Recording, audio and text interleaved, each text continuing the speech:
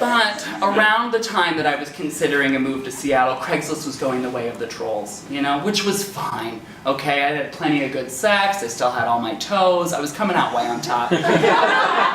But for a short time anyway, I decided to turn off the internet in favor of turning on my personal friends instead. Because Seattle's sad plaid and misty hills just emphasize something for me that I think I always knew. I am a bro whisperer. It is my gift and my burden. If you are within a reasonable proximity to me and you have ever questioned your sexuality, we will talk about it. Well, I won't be talking because you'll be sitting on my face. I have the numbers on my side here. Bros find in me a delightful blend of fraternal familiarity and femme power that just boggles the mind, you know, and prompts a whispered utterance of my favorite phrase, "I've never done this before." To which I calmly replied, "That's okay, I have." Now, before we go any further, let me just clarify a few terms for you here, okay? A bro is anyone heretofore unrealized as a person. Gay, straight, otherwise, any gender, a bro is one who is unwilling or unable to think critically about their own lives. A doofus, you might say. Now, these doofi just flock to me. They flock to be like moths to a flamer, okay? I will tell you, I have had the distinct pleasure of giving lap dances to bros at theater frat parties. You know, I have instructed many a bro on why you should never start anything with the phrase, "You know, I'm not usually into." I have also given STI talks to bros on the verge of their first sexual experience in terms that even they can understand. For instance, gonorrhea. Let's hear it for gonorrhea. Thank you. And that is why they call it the clap, okay? It's easier to get than a reaction.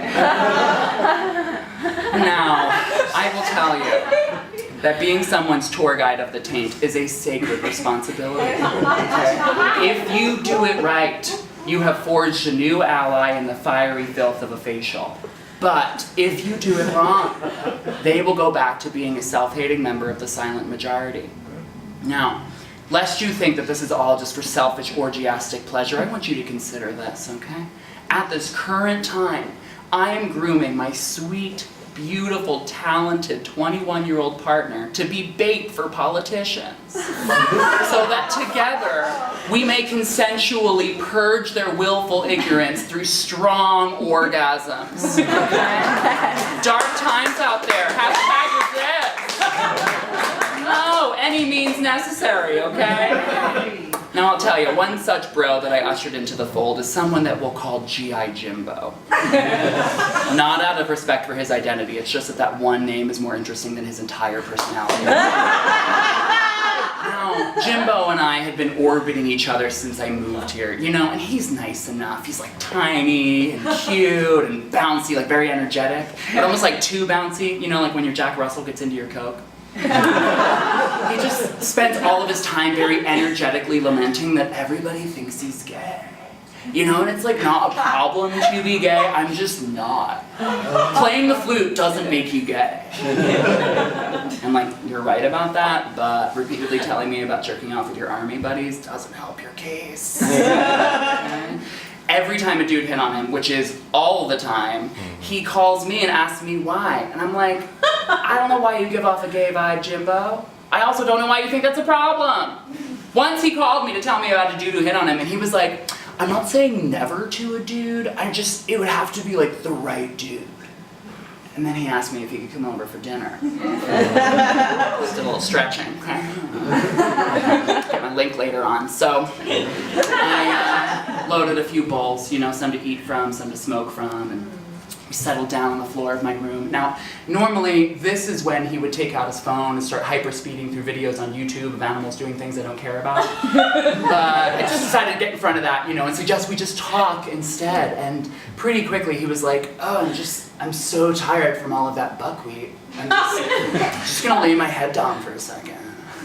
And in a move that he must have thought was so smooth, laid his head on my thigh.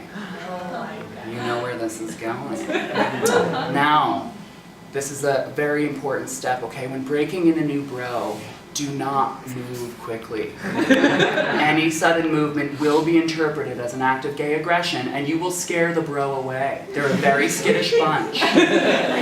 So in an effort to normalize his head on my thigh, because lest we forget, it is completely normal, I laid my hand in his hair.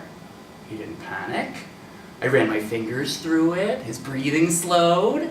I moved my hand to his back over his sweater. They were chilly, I'm very considerate. He moved his hand to my ankle. Now, pro tip, if you're ever nervous in a consensual, sensual environment, just start with some massage, okay? It's a great way to connect physically, build real intimacy, segue into partial nudity. Pretty quickly he was like, I'm gonna take off my sweater, just like make it easier. And I was like, you do that.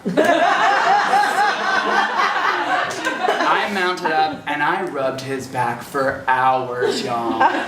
Or maybe like 20 minutes. I don't know, weed fucks with my sense of time. But all you really need to know is that as I rub, we start removing our clothes tit for tat, okay? And we both end up in our undies.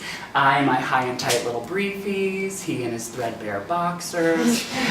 He turns his head to the side and he asks if we can get on my bed. And before I can say yes, he is face down on my twin size, okay? Again, turns his head to the side and says, get on top of me. And I'm like, you got it. So,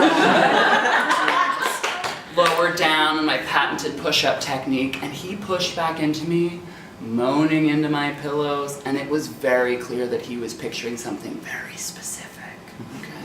Without warning, he flips himself over, pulls me into him, grabs his own ankles, and says, this is what a girl must feel like when I push inside of her. And I'm like, not yet, but let's get to it. So I start to rub down that sweet little body, and I am very cognizant of taking it slowly, okay? 1, because I respect him as a person and I want him to have a legitimately great time. 2, because I am so cripplingly lonely that I needed his body on mine for as long as I could swing it. And I don't go straight for that peen, okay? No, I am neurotically patient. He can ask for it. And when he does, I slide those boxers down. His cute little stiffy gets caught on the fly. Then he looks at me right in the eyes, so tender, and he says, so are you gonna blow me or what? And I just drop to his dick like an oil drill, just and he tastes so good, y'all, so good. Just like a straight dude, like mayo and soap. And I